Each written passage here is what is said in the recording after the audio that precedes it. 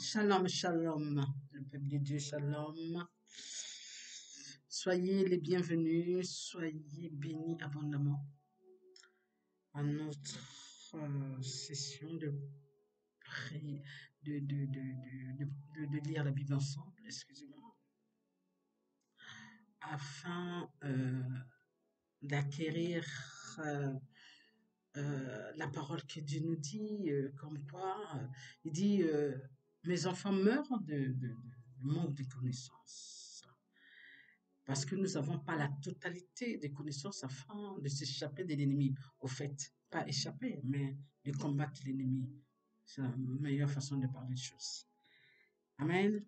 Et que le Père nous demande aussi de ne pas s'éloigner de ce livre que nous lisons nuit et jour. Alors, nous avons trouvé un moyen d'être là tous les samedis, tous les sabbats, afin de lire la Bible ensemble et que nous nous appuyions, que nous soyons vraiment, nous nous focalisons sur la parole de Dieu afin de découvrir ces vérités que Dieu veut que nous ayons afin de combattre l'ennemi dans tous les égards de nos vies. Alors, pour combattre l'ennemi, nous devons avoir la connaissance, la vérité de la parole de Dieu, afin que nous soyons fortes devant toutes les situations que l'ennemi essaie de nous tendre des pièges. Amen. Comment nous saurons comment nous défendre. Amen. Alléluia. Tant qu'on n'aura pas ces informations, tant qu'on n'aura pas ce que Dieu nous demande d'avoir, nous serons la poire de l'ennemi. Alors, afin de ne pas être la poire de l'ennemi, parce que nous n'appartenons pas, ça il faut que vous le disiez, nous appartenons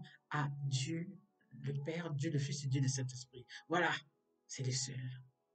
Amen. Donc l'ennemi, c'est un voleur, c'est un menteur, c'est un trompeur, c'est un violeur. Même lorsque tu ne demandes pas, même lorsque tu n'invites pas, il vient. Donc, afin d'arrêter tout ça, nous devons avoir la connaissance du Père, d'où nous devons nous focaliser sur la parole du Père. Amen. Alléluia. Alors, sans tarder, nous allons remercier le Père ensemble et nous allons commencer à lire la Bible ensemble. Amen. Alléluia. Dieu le Père, Dieu le Fils, Dieu le Saint-Esprit. Père, merci. Merci de permettre encore ce moment d'être dans ta présence. Merci de nous permettre d'entrer dans ta présence, Père, afin de connaître la vérité que tu nous demandes d'avoir. Père, ouvre notre intelligence. Remplis-nous dans tes vérités, Père. Qu'elles s'enfuient dans nos pas. Et à chaque fois, lorsque nous avons des problèmes avec l'ennemi, que nous puissions anéantir, briser son mensonge, que ça nous atteigne point. Dans le nom de ton Fils, Père, nous te le demandons de nous enseigner. Encore une fois, Papa, dans le nom de Jésus, nous te remercions. Amen. Amen. Et Amen. Alléluia. Amen. Alors, la fois passée, nous avons lu Deutéronome 27 et 28. Et aujourd'hui, nous allons lire 29 et 30. Amen. Bien sûr, nous lisons les deux pages, l'intégralité de la page. Amen. Sans tarder, bénissons la parole de Dieu et commençons à lire la Bible ensemble. Amen. Que Dieu nous fortifie. Que nous comprenons ce qui fait que nous comprenons. Amen. Alléluia. Voici les paroles de l'alliance que l'Éternel ordonna à Moïse de traiter avec les enfants d'Israël au pays de Moab. Outre l'alliance qu'il avait traitée avec eux à Horeb. Verset 2. Moïse convoqua tout Israël et leur dit: Vous avez vu tout ce que l'Éternel a fait sous vos yeux dans le pays d'Égypte, à Pharaon, à tous ses serviteurs et à tout son pays. Verset 3. Les grandes épreuves que tes yeux ont vues, ces miracles et ces grands prodiges. Verset 4. Mais jusqu'à ce jour, l'Éternel ne vous a pas donné un cœur pour comprendre, des yeux pour voir, des oreilles pour entendre. Verset 5. Je t'ai conduit pendant 40 années dans le désert. Tes vêtements ne sont point usés sur toi, et ton soulier ne s'est point usé à ton pied. Verset 6. Vous n'avez point mangé de pain et vous n'avez bu ni vin ni liqueur forte, afin que vous connaissiez que je suis l'Éternel et votre Dieu. Verset 7. Vous étiez arrivés dans ce lieu, Sion, roi des Hesbon, et Og, roi des Bassan, sont sortis à notre rencontre pour nous combattre et nous les avons battus. Verset 8. Nous avons pris leur pays et nous l'avons donné en propriété aux Rubénites, aux Gadites et à la moitié de la tribu des Manassites. Verset 9. Pardon. Vous observerez donc les paroles de cette alliance et vous les mettrez en pratique afin de réussir dans tout ce que vous ferez. Verset 10. Vous vous présentez aujourd'hui devant l'Éternel, votre Dieu, vous tous, vos chefs de tribus, vos anciens, vos officiers, tous les hommes d'Israël. Verset 11. Vos enfants, vos femmes, et l'étranger qui est au milieu du temps camp, depuis celui qui coupe ton bois jusqu'à celui qui puise ton eau. Verset 12. Tu te présentes pour entrer dans l'alliance de l'Éternel, ton Dieu. Dans cette alliance constatée avec serment, et que l'Éternel, ton Dieu, traite en ce jour avec toi. Verset 13. Afin d'établir aujourd'hui pour son peuple et d'être lui-même, ton Dieu, comme il te l'a dit et comme il l'a juré à tes pères, Abraham, Isaac, Jacob. Verset 14. Ce n'est point avec vous seuls que j'ai traité cette alliance. Cette alliance contractée avec serment, verset 15, mais c'est avec ceux qui sont ici parmi nous, présents, en ce jour, devant l'Éternel, notre Dieu, et avec ceux qui ne sont point ici parmi nous et en ce jour. Verset 6. Vous savez de quelle manière nous avons habité dans le pays d'Égypte et comment nous avons passé au milieu des nations que vous avez traversées. Verset 17. Vous avez vu leur abomination et leur idole, le bois et la pierre, l'argent et l'or qui sont chez elles. Verset 18. Qu'il n'y ait parmi vous ni homme, ni femme, ni famille, ni tribu dont le cœur se détourne aujourd'hui de l'Éternel, notre Dieu, pour aller servir les dieux de ces nations-là. Qu'il n'y ait point parmi vous de racines qui produisent du poison et de l'absinthe. Verset 19.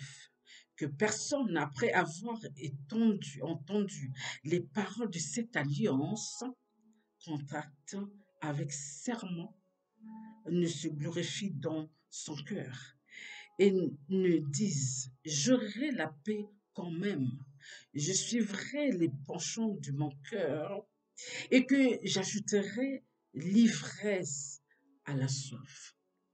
Verset 20. L'Éternel ne voudra point lui pardonner, mais alors la colère et la jalousie de l'Éternel s'enflammeront contre cet homme. Toutes les malédictions écrites dans ce livre reposeront sur lui. Et l'Éternel effacera son nom de dessous les cieux. Verset 21. L'Éternel le séparera pour son malheur de toutes les tribus d'Israël, selon toutes les malédictions de l'alliance écrite dans ce livre de la loi. Verset 22, les générations à venir, vos enfants qui naîtront après vous, et l'étranger qui viendra d'une terre lointaine, à la vue des plaies et des maladies dont l'Éternel aura frappé ce pays, à la vue du souffle du sel. Verset 23. De l'embrasement de toute la contrée où il n'y aura ni sémence, ni produit, ni aucune herbe qui croisse, comme au bouleversement de Sodome, de Gomorrhe, d'Adma et de Tchéban, que l'Éternel détruit sans sa colère et dans sa fureur. Dans sa colère et dans sa fureur, excusez-moi. Verset 24. Toutes les nations diront, pourquoi l'Éternel a-t-il ainsi traité ce pays? Pourquoi cette ardente, cette grande colère? Verset 25. Et l'on répondra, c'est parce qu'ils ont abandonné l'alliance contractée avec eux par l'Éternel, le Dieu de leur père, lorsqu'il les a fait sortir du pays d'Égypte. Verset 26. C'est parce qu'ils sont allés servir d'autres dieux et se prosterner devant eux, des dieux qui ne connaissent point, et que l'Éternel ne leur avait point donné en partage. Verset 27. Alors, la colère de l'Éternel s'est enflammée contre ce pays, et il a fait venir sur lui toutes les malédictions écrites dans ce livre. Verset 28. L'Éternel les a arrachés de leur pays avec colère, avec fureur, avec une grande indignation, et il les a jetés sur un autre pays, comme on le voit aujourd'hui. Notre dernier verset de Deutéronome 29, dernier verset 29. Les choses cachées sont à l'Éternel, notre Dieu, et les choses révélées sont à nous et à nos enfants à perpétuité, afin que nous mettions en pratique toutes les paroles de cette loi. Prenons notre page 30. Bénissons toujours la parole de Dieu. Lorsque toutes ces choses t'arriveront, la bénédiction et la malédiction que je mets devant toi, si tu les prends à cœur, au milieu de toutes les nations chez lesquelles l'Éternel, ton Dieu, t'aura chassé. Verset 2. Si tu reviens à l'Éternel, ton Dieu, et si tu obéis à sa voix de tout ton cœur et de toute ton âme, toi et tes enfants, Médinette, selon tout ce que je te prescris aujourd'hui, verset 3, alors l'Éternel, ton Dieu, ramènera tes captifs et aura compassion de toi. Il te rassemblera encore du milieu de tous les peuples chez lesquels l'Éternel, ton Dieu, t'aura dispersé. Verset 4. Quand tu seras exilé à exilé à l'autre extrémité, du ciel, l'Éternel, ton Dieu, la rassemblera. De là et c'est là qu'il t'ira chercher. Verset 5. L'Éternel, ton Dieu, te ramènera dans le pays que possédaient tes pères, et tu les posséderas, et il te fera du bien, et te rendra plus nombreux que tes pères. Verset 6. L'Éternel, ton Dieu, circoncira ton cœur et le cœur de ta postérité, et tu aimeras l'Éternel, ton Dieu, de tout ton cœur et de toute ton âme, afin que tu vives. Verset 7. L'Éternel, ton Dieu, fera tomber toutes ces malédictions sur tes ennemis, sur ceux qui l'auront haï, tous ceux qui t'ont, excusez-moi, sur tous ceux qui t'auront haï et persécuté. Verset 8. Et toi, tu reviendras à l'Éternel, tu obéiras à sa voix. Ces commandements, et tu mettras en pratique tous ces commandements que je te prescris aujourd'hui. Verset 9. L'Éternel, ton Dieu, te comblera de bien en faisant prospérer tout le travail de tes mains, le fruit de tes entrailles, le fruit de tes troupeaux et le fruit de ton sol. Car l'Éternel prendra de nouveau plaisir à ton bonheur comme il prenait plaisir à celui de tes pères. Verset 10. Lorsque tu obéiras à la voix de l'Éternel, ton Dieu, en observant ses commandements et ses ordres écrits dans ce livre de la loi, lorsque tu reviendras à l'Éternel, ton Dieu, de ton cœur, de tout ton cœur et de toute ton âme, verset 11, ce commandement que je te prescris aujourd'hui n'est certainement point au-dessus de tes forces et hors de ta portée. Verset 12. Il n'est pas dans le ciel pour que tu dises qui montera pour nous au ciel et nous l'ira chercher, qui nous la fera entendre afin que nous les mettions en pratique. Verset 13. Il n'est pas de l'autre côté de la mer pour que tu dises qui passera pour nous de l'autre côté de la mer et nous l'ira chercher, qui nous le fera entendre afin que nous le mettions en pratique. Verset 14. C'est une chose, au contraire, qui est tout près de toi, dans ta bouche et dans ton cœur, afin que tu la mettes en pratique. Verset 15. Vois, je mets aujourd'hui devant toi la vie et le bien, la mort et le mal. Verset 16. Car je te prescris aujourd'hui d'aimer l'Éternel, ton Dieu, de marcher dans ses voies et d'observer ses commandements, ses lois et ses ordonnances, afin que tu vives et que tu multiplies et que l'Éternel, ton Dieu, te bénisse dans le pays dont tu vas entrer en possession. Verset 17. Mais si ton cœur se détourne, si tu n'obéis point et si tu te laisses entraîner à te prosterner devant d'autres dieux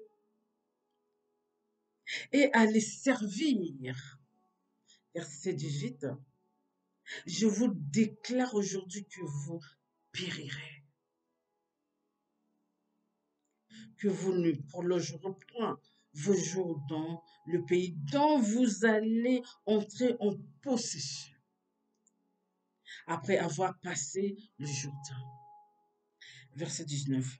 J'en prends aujourd'hui à témoin contre vous le ciel et la terre. J'ai mis devant toi la vie et la mort, la bénédiction et la malédiction. Choisis la vie afin que tu vives, toi et ta postérité. Notre dernier verset de Deutéronome 30, verset 20. Pour aimer l'Éternel, ton Dieu, pour obéir à sa voix et pour t'attacher à lui, car de cela dépend ta vie et la prolongation de tes jours. Et c'est ainsi que tu pourras demeurer dans le pays que l'Éternel a juré de donner à tes pères, Abraham, Isaac, Jacob.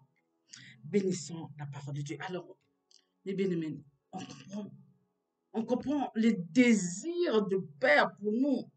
On le sent. Je ne sais pas comment vous sentez ce récit, la parole de Dieu.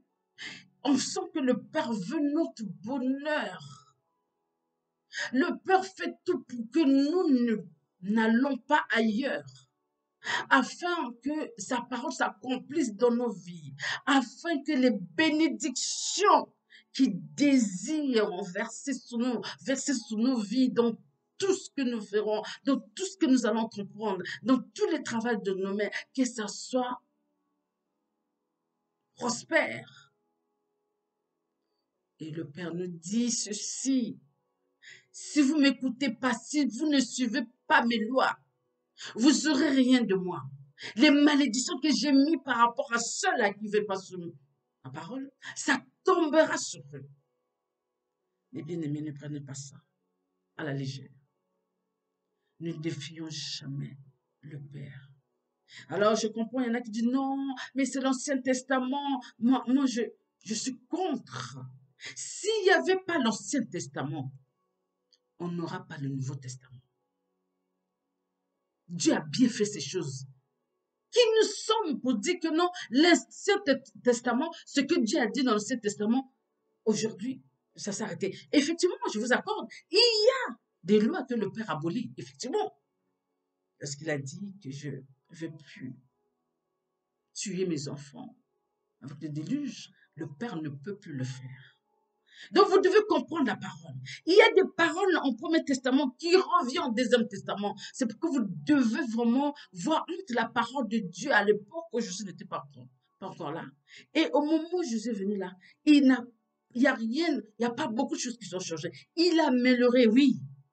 Ils ont enlevé d'autres choses des condamnations que le Père avait mis à l'époque, des choses que le Père avait dit. Il y a ceux-là que Dieu a éliminés, a rayés, qui n'est plus en actualité. Et il y a d'autres qui continuent jusqu'à aujourd'hui. La forme n'est plus la même qu'auparavant, mais nous, Jésus est sur place. Alors nous comprenons que malgré que Jésus est là, il nous dit, si nous marchons avec lui, nous aurons la vie.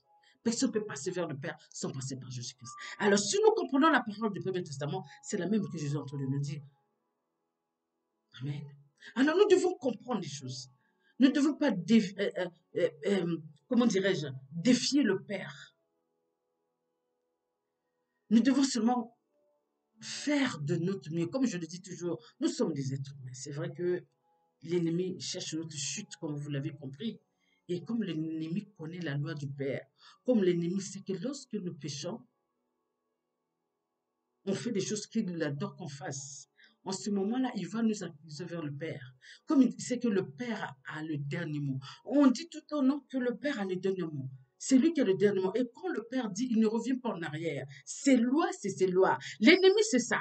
Alors lorsque nous péchons, l'ennemi va aller voir le Père en disant non, elle a péché. Il a péché, Père. Alors ta parole de malédiction, tu dois le mettre en pratique. Ça doit s'accomplir parce qu'elle a péché, parce qu'il a péché. Vous voyez ce que je veux dire? Donc nous devons faire très, très attention. Alors n'écoutez pas les gens. Ne suivez pas les gens. Vous ne savez pas si c'est un élément du diable. Vous ne savez même pas si c'est un agent du diable. Donc faites attention. Marchez comme Dieu nous demande de marcher. Marchez dans les voies du Père. Obéissez, mettez en pratique. C'est pour notre bien. Non, je n'ai pas entendu là, le Père nous a dit, quand nous faisons des choses bien, il va nous dire non. Quand nous faisons des choses bien, la parole de Dieu se manifeste. Quand nous demandons, ça vient au nous automatiquement. Il n'y a personne qui peut arrêter ça parce que le diable sait. C'est pour qu'il nous attire vers lui dans les malédictions. Comme ça, il va aller nous accuser en disant, Père, non, ils ont péché le Père. Parce que ta parole que tu avais mis en place là, ça doit les suivre. La malédiction doit les suivre. Nous disons non, parce que d'où le Père nous dit, mes enfants meurent manque de connaissances. Parce que si nous avons ces connaissances-là, nous en finissons en nous. L'ennemi, quand il va nous demander de faire des bêtises, il va dire non, on te connaît. Je ne vais même pas t'écouter. Je suis ce que le Père m'a dit. Il ne va pas poursuivre ces conneries. Il sera automatiquement anéanti. Alors, focalisons-nous dans la parole de Dieu afin que Dieu prolonge nos jours, comme il a dit. Que nos enfants, nos descendants, ils seront aussi protégés. La bénédiction va suivre de génération en génération. Magnifique, n'est-ce pas? Sur ce, je vous aime. Allez, prenez soin de vous. Et vous savez que nous sommes dans la période de fête. Alors, vous devez vous assurer que vous passerez de l'année 2022 à 2023 sans rancune, sans colère. Voilà ce que le message de Dieu m'a mis ce matin. Assurez-vous que vous passerez, vous finirez cette année 2022 en passant en 2023, que vous n'ayez pas la colère, pas la méchanceté, que rien de colère doit passer de 22 à 23. Dieu a dit, il faut arrêter avec ça. Demandez pardon à ceux-là que vous avez eu des problèmes. Enlevez la rancune, la colère que vous avez, peu importe ce qui s'est passé dans l'année 2023. Assurez-vous que cette colère ne passe pas en 2023. Comme le Père dit, quand tu es avec ton mari, avec ta femme, assure-toi de ne pas dormir en colère. Parce que l'ennemi profite en ce moment-là pour vous coller ces malédictions. Est-ce qu'on a compris ça? Amen. Je conçois. Alors que Dieu vous bénisse, que Dieu vous visite, que Dieu vous illumine. Amen. Dans le nom de Jésus, je vous aime.